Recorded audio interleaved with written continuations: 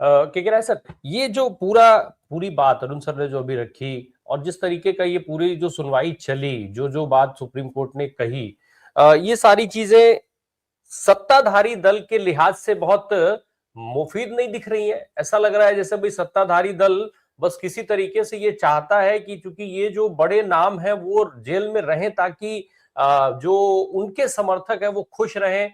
उसी हिसाब से पूरी चीजें प्लान की गई, बताया गया और फिर कोर्ट ने उसको एज इट इज मान ही लिया। आखिर उमर खालिद हो या शरजील इमाम, सुना तो उनको भी ठीक से जाना चाहिए।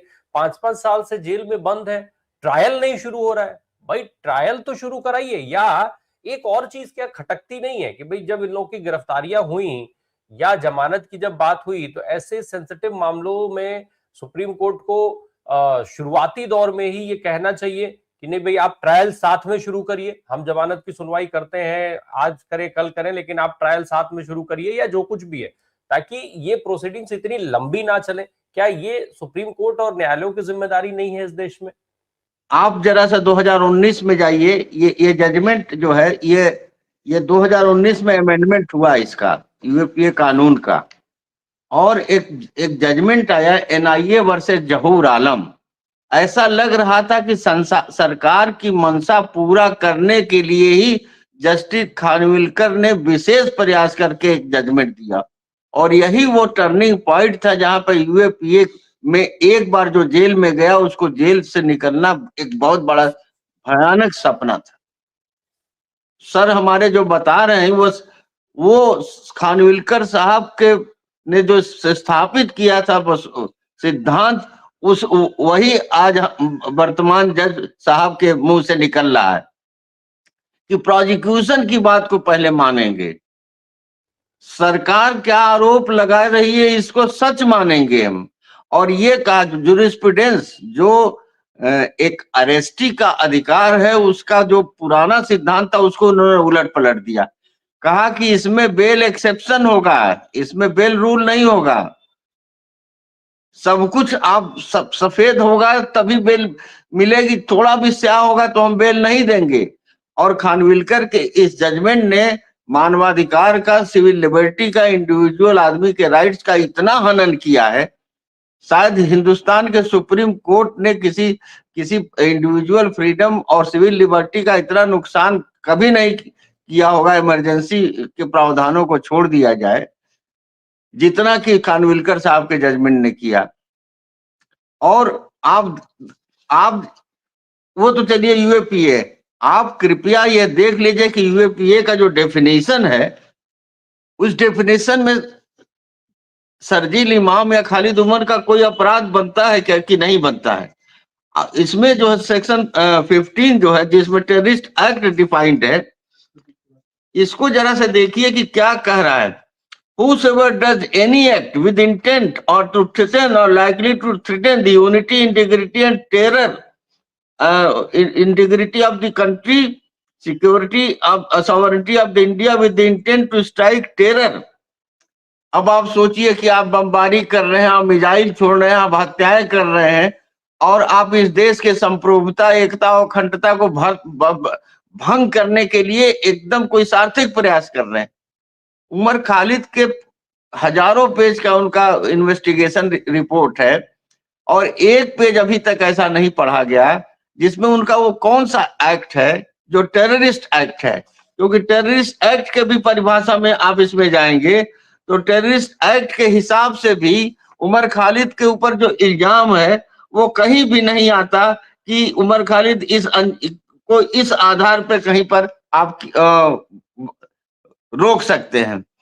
तो ये सारा का सारा देखिए, ये क्या है कि ये जो जितने प्रोग्रेसिव डेमोक्रेटिक मुसलमान हैं, उनको जेलों में बंद करने के लिए जो सर ने कहा कि मजहब देख के किया गया, के लिए ये यूएपीए का इस्तेमाल कर रहे हैं।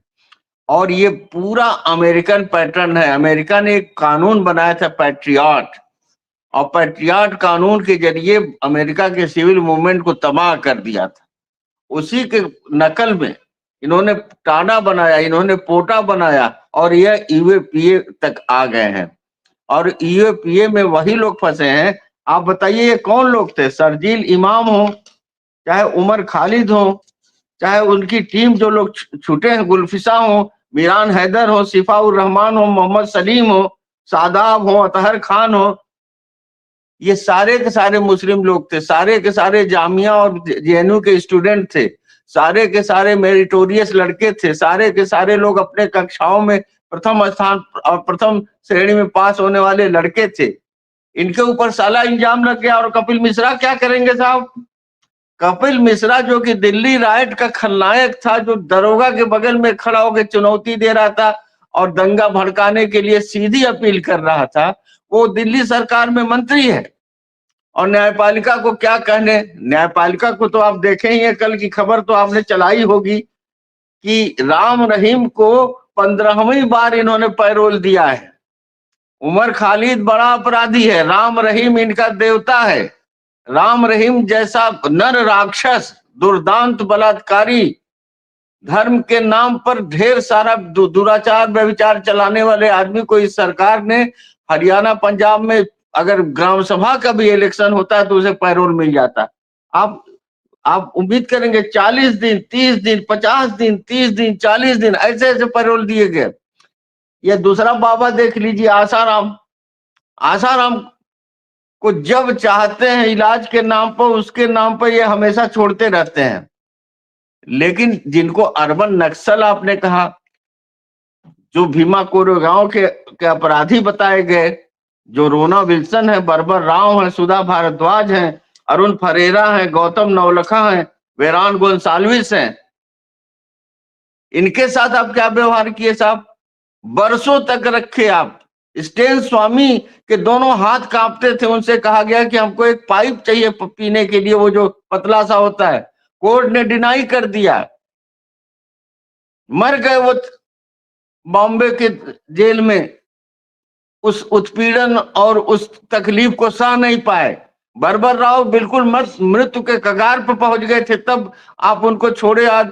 और सुधा भारद्वाज और गौतम नवलखा, सुधा भारद्वाज जिन्होंने अमेरिकन सिटीजनशिप छोड़ा था, भारत के आदिवासियों में दल्ली राजारा और भिलाई के मजदूरों के लिए, जो आईआईटी में पढ़ाती हैं, नेशनल लॉ यूनिवर्सिटी में पढ़ाती हैं, विजिटिंग प्रोफेसर हैं, जो फ्री में वकालत करती हैं, उनको आप माओवादी बता रहे हो।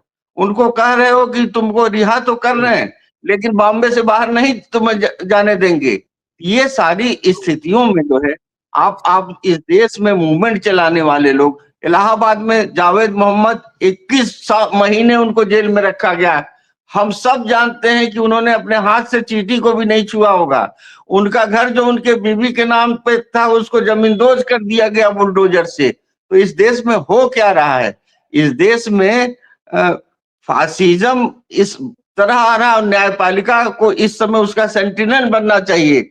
आदरणीय अरुण अग्रवाल जी ने जो सवाल उठाया, इस पे न्यायपालिका को सोचना चाहिए कि न्यायपालिका को जनता के पक्ष में खड़ा होना चाहिए। हम तो उम्मीद, आज पूरे देश में मातम छा गया। उमर खालिद का बेल रिजेक्ट हुआ, शरजील इमाम का बेल रिजेक्ट हुआ। ऐसे लोग जिनके लिए अमेरिका का सेनेटर बोल रहा है, अब आप कहिएगा कि वो अंतरराष्ट्रीयकरण किया जा रहा है। जहरान ममदानी जिसको कह रहा है कि अगर ऐसे इनको रखा गया तो ये तो नेल्सन मंडेला हो जाएंगे इस दुनिया के, ये दूसरे नेल्सन मंडेला हो जाएंगे। तो मुझे न्यायपालिका से बहुत भरोसा है, लेकिन न्यायपालिका निराशा ज्यादा कर रही। न्यायपालिका ही जो है वो अभी जो विधायक जी के साथ जो किया कि हाई कोर्ट ने उनको बेल दे दिया कि साहब ये पब्लिक सर्वेंट नहीं है।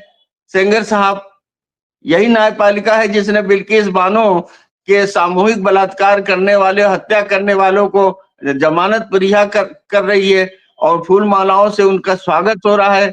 यही न्यायपालिका आईआईटी बीएचयू के लड़कियों को रेप करने वाले भाजपा के आईटी सेल के लोगों को रिहा कर रही है, जो घर तक फूल मालाओं से लाद के पहुंचाए जा रहे हैं।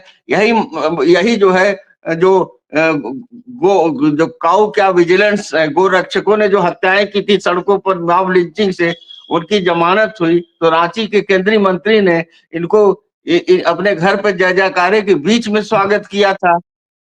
तो इन हत्यारों के लिए बेल है, इन हत्यारों के लिए रिहाई है, इन हत्यारों के लिए कोर्ट के दरवाजे, जेल के दरवाजे सब खुले हैं। और उमर खालिद इतना बड़ा टेररिस्ट है, उमर खालिद इतना बड़ा देश विरोधी है, सारा दुनिया जान रही है कि उमर खालिद, शर्जील इमाम जैसे, गुलफिसा फातिमा जैसे लोग कितना ज्यादा सेंसिटिव लोग हैं, और हमारे जैसे युवा पीढ़ी को, नौजवानों को ऐसे लोगों पर गर्व है।